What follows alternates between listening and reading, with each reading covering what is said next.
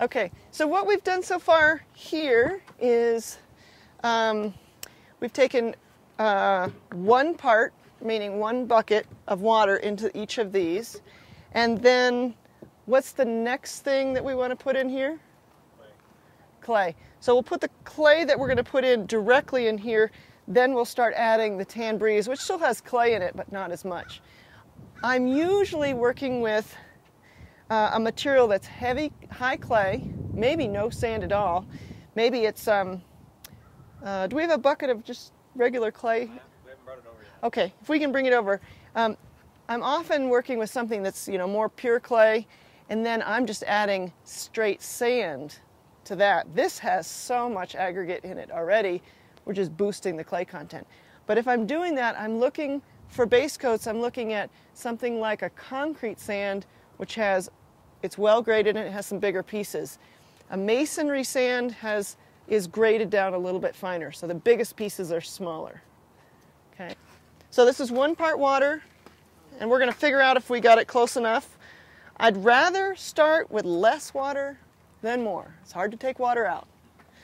I want enough water to activate this clay, make that work, but you got a lot of organic. Normally you would not want all this organic material in here at all, but we're going to live with it.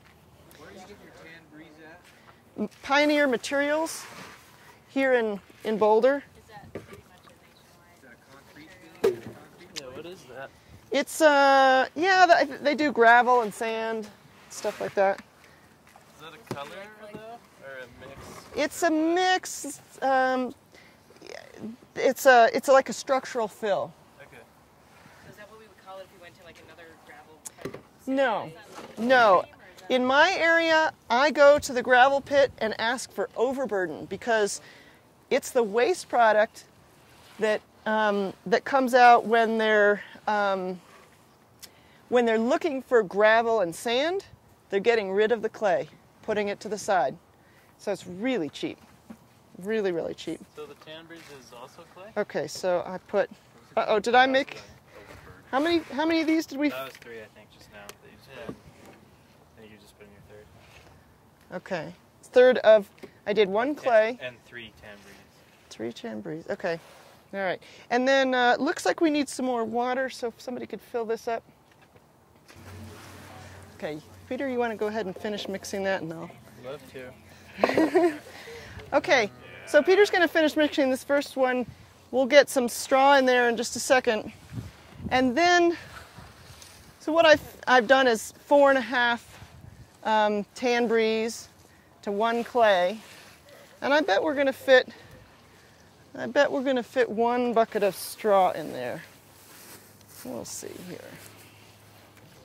It feels like you're tarred and feathered when you're playing with this. Okay, so now you start sprinkling your straw over the top, and it's a little bit drier. Work that in.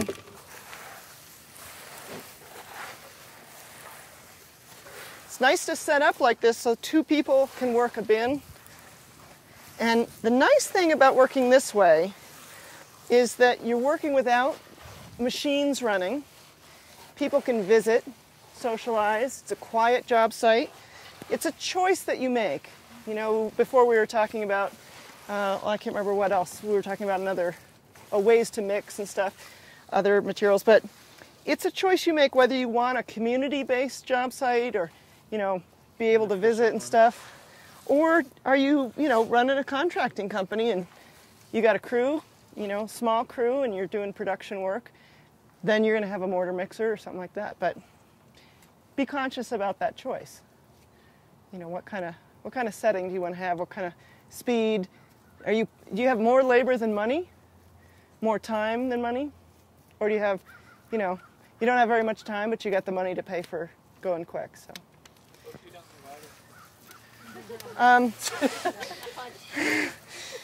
Then you go, and then you squat somewhere. And So how long do we have for this stuff to work with this right now? Well, you really could have,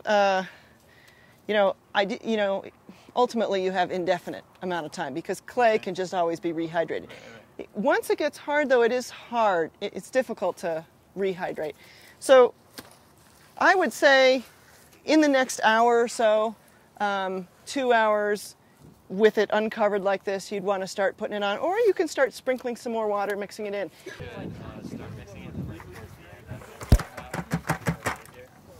And these were topped off as the one part? Yeah.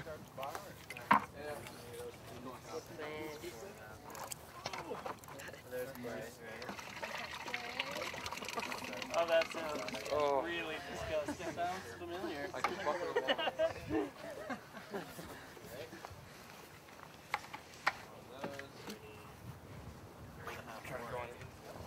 Alright. Next. Yeah.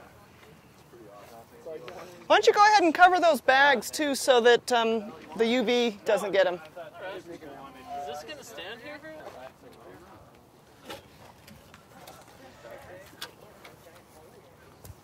the three of you playing with that noise. All right. Okay, you guys are done. Let's move these bales, and we'll do a little demonstration here.